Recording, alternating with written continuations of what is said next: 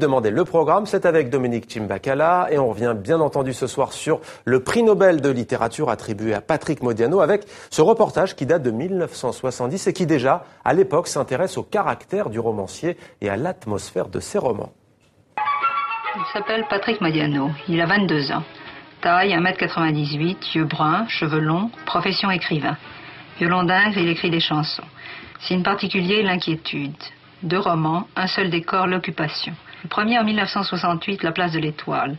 Une étoile jaune qu'un jeune juif est incapable d'assumer mais également incapable de renier. Le second en 1969, La ronde de nuit. Ballotté entre des officines de basse police et un réseau de résistance, un jeune homme inconsistant, incapable d'être un héros, mais également incapable d'être un traître, finira sa vie en martyr. Patrick Modiano tire des ficelles de marionnettes qui tantôt ricanent, tantôt grimacent. Mais quelles sont ces ficelles qui font agir Modiano ? Voyez, ça date des années 70, Mohamed. Patrick Modiano, le mystère, l'inquiétude, les personnages troubles avec des identités usurpées parfois, qui explorent leur passé dans le Paris des années 50. Ça, c'est vraiment la patte Patrick Modiano. Alors, l'écrivain français obtient la consécration suprême, le prix Nobel de littérature à l'âge de 69 ans. C'est le 17e écrivain francophone à recevoir cette distinction et il la reçoit 6 ans seulement après un autre Français, Jean-Marie Gustave Leclésio. Alors pourquoi Patrick Modiano ? L'Académie des Nobel a dit avoir voulu le récompenser pour l'art de la mémoire avec lequel il a évoqué les destinées humaines les plus insaisissables et dévoilé le monde de l'occupation. Le chef de l'État français l'a félicité également, ce Nobel qui consacre une œuvre qui explore les subtilités de la mémoire et la complexité de l'identité. Et Patrick Modiano lui-même, sa première réaction, c'est évidemment l'émotion. Il s'est dit très heureux, même s'il trouve ça très irréel. En tout cas, vous savez, c'est un homme très discret, qui l'écriture, sans doute, est pour lui une libération. Et manifestement, l'expression orale est une forme de souffrance. On va l'écouter. Il a donné une conférence de presse cet après-midi. On l'écoute. On est toujours prisonnier. Évidemment, quand on écrit quelque chose, on peut jamais vraiment être son lecteur et on a une vision un peu confuse des livres qu'on écrit. Alors, ce que j'ai hâte de voir, c'est quelles ont été les raisons pourquoi ils m'ont choisi et ils m'ont fait l'honneur de me choisir. Pour m'éclairer moi-même sur mes propres livres. Des livres encore, Dominique, avec cette fois un roman inédit de Julien Gracq, Les Terres du Couchant. Oui, c'est un événement littéraire, Les Terres du Couchant, qui sort 7 ans après la mort de Julien Gracq et surtout 50 ans après la publication de son grand roman, le Rivage des Syrtes. En fait, on connaissait l'existence de ce manuscrit. Julien Gracq avait déjà travaillé sur 3 versions différentes. Après sa mort, le manuscrit était allé à la Bibliothèque nationale de France.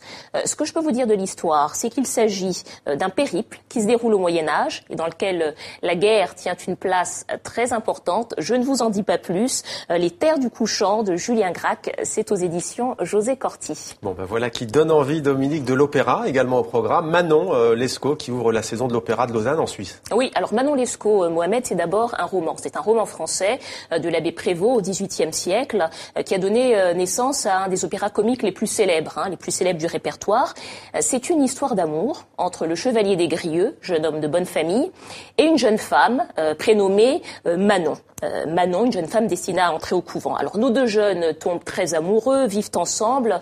Le problème, c'est que Manon, elle est un peu frivole, superficielle, immature, et dès que les difficultés se font sentir, les difficultés financières notamment, elle vend ses charmes, se laisse aller à la facilité.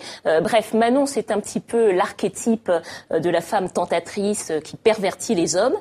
Et d'après le metteur en scène de cet opéra, c'est aussi une héroïne très contemporaine. On regarde ce reportage de nos confrères de la télévision suisse.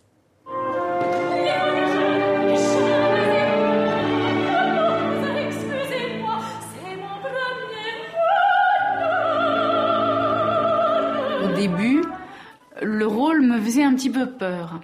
Pas la quantité du rôle, même si c'est vrai que c'est un rôle très très très long. Et assez prenant, mais c'est vrai que je me disais en moi-même, mais enfin, elle a un petit peu cherché ce qui lui arrive. Manon a 16 ans. Elle est jolie comme un cœur, mais totalement immature et superficielle. Et la soprano, parfaite dans ce rôle culte.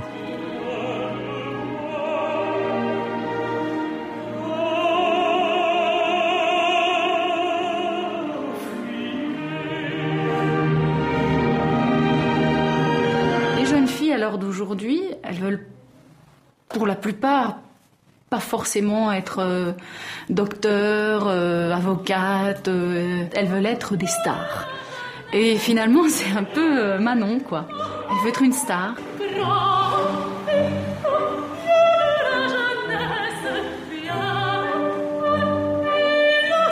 C'était Demandez le programme. Merci Dominique.